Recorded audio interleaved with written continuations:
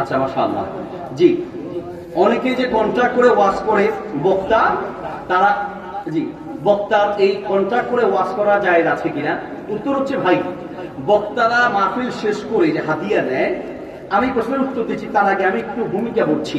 সেটা হলো, যেহেতু আপনার প্রশ্নটা কেন করতেছেন আমরা তো বুঝতেছি যে এই প্রশ্ন করার মানে আমাদের বক্তাদেরকে আটকানো। সাধারণত এটা মনে একটা প্রশ্ন না, অনেকের প্রশ্ন। কারণ হুজুর আটকানোর যা মাসালা আছে এটা আপনাদের সবাই মাশাআল্লাহ জানা আছে, ঠিক কিনা?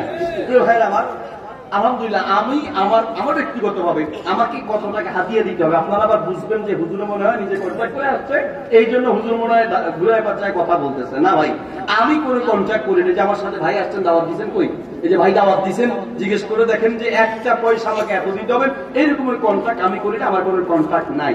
বাকি কথা হলো, আমরা এই বিষয়টাকে নিয়ে যতটা আমরা মাতামাতি করি, নাচ নেচে গান গেয়ে কোমর ঢুলিয়ে যে সমস্ত নর্তকীরা একটা প্রোগ্রাম থেকে লক্ষ লক্ষ টাকা নিয়ে যায়, তাদের ব্যাপারে আমাদের অত ফতোয়া নাই। বক্তাদের বিরুদ্ধে ফতোয়া দেওয়ার আগে ওই নর্তকীদের বিরুদ্ধে সবচেয়ে বেশি ফতোয়া দেওয়া দরকার, ঠিক না?